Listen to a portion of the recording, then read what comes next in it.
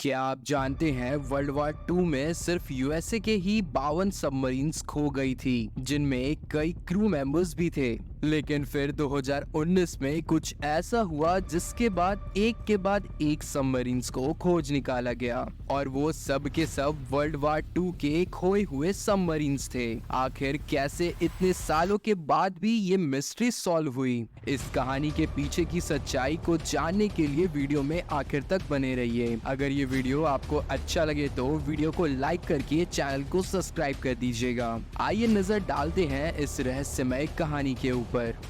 जून 2019 में खोजकर्ता team Taylor और उनकी टीम ने 1944 में जापान के तट से गायब हुई एक अमेरिकन सबमरीन के लिए खोज के लिए एक डेयरिंग मिशन शुरू किया। उन्हें ये बात नहीं पता थी कि ये मिशन उन्हें एक आश्चर्यजनक खोज की ओर ले जाएगा। Remote controlled under water vehicle का इस्तेमाल करके टीम टेलर ने समुद्र में गहराई में खोज की। जैसे ही उन्होंने रिकॉर्ड किए गए डाटा को एनालाइज किया, उन्हें कुछ असाधारण चीजें नजर आई। एक बहुत बड़ा रहस्य खुल गया। जिस जगह वो खोज कर रहे थे वो कोई और नहीं बल्कि यूएसएस ग्रेबैक था, जिसे एसएस 208 के नाम से भी जाना जाता है। ये मिशन लॉस्ट 52 प्रोजेक्ट्स का हिस्सा था, जो वर्ल्ड वॉर 2 के दौरान लापता हुए 52 यूएस सबमरीन के खोज करने वाला एक ग्रुप था।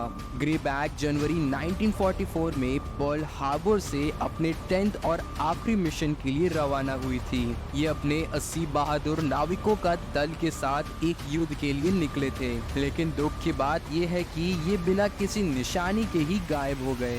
ग्रेबैक चालक दल का आखिरी खबर 24 फरवरी को आया था, जिसमें 2 जापानीज मालवाहक जहाजों को डूबने और 2 जहाजों के क्षतिग्रस्त करने का सूचना दिया गया था। अगले दिन उन्हें असुमामारू नामक एक जगह को नुकसान पहुंचाने की सूचना मिली। उन्हें ये नहीं पता था कि ये हमले उनके तारापेदोशों को खत्म कर देंगे और उन्हें एक ऐसे रास्ते पर ले जाएंगे जो उन्होंने कभी सोचा भी नहीं होगा। नौसेना को उम्मीद थी कि ग्रेबैक 7 मार्च तक नॉर्थ पैसिफिक एरिया में मिड एटोल पर फिर से रीसप्लाई के लिए पहुंच जाएगा, लेकिन जैसे जैसे दिन बीतते गए सबमरीन कभी नहीं आई। 3 वीक्स के बाद 30 मार्च को यूएस नेवी ने यूएसएस ग्रेबैक और उसके चालक दल के समुद्र में खो जाने की घोषणा कर दी। नौसेना का मानना था कि ग्रेबैक और उसके crew members Japanese island Okinawa से 100 माइल साउथ ईस्ट में डूब गए थे। हालांकि जापानीज वार रिकॉर्ड में एक बड़ी गलती होने के कारण उन्हें लोकेशन को लेके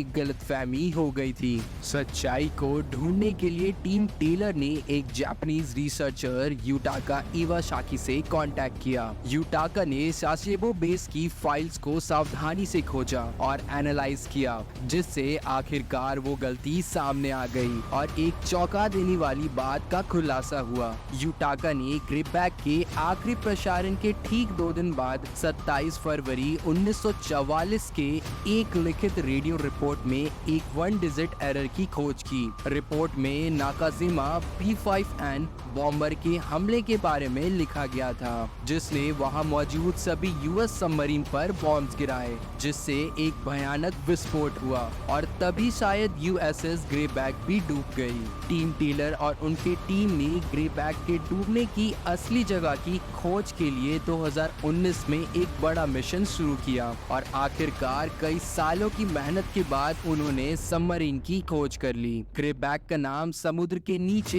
इतने सालों बाद भी उसी रूप में बरकरार रहा, जो इसकी ताकत और इसके चालाक दल की बहादुरी का प्रमाण था। ये एक साथ एक कड़वा और मीठा खबर था। खोज की जीत का आनंद भी था और उसी दिन खोए हुए 80 बहादुर ऑफिसर्स के जीवन का गम भी था। टीम टेलर और उनके टीम के लिए ग्रेबैक को ढूंढना एक लक्ष्य हासिल करने जैसा था, लेकिन इस खोज का प्रभाव उनके मिशन से आगे तक बढ़ा, क्योंकि उनकी खोज सिर्फ यूएसएस ग्रेबैक तक ही सीमित नहीं थी। उन्होंने तो और 51 सबमरीन को भी खोज निकाला। इस मिशन ने फाइनली उन परिवारों के लिए दरवाजे खोल दिए जो लंबे समय से अपने परिवारों के सदस्यों का लौटने का इंतजार कर रहे थे।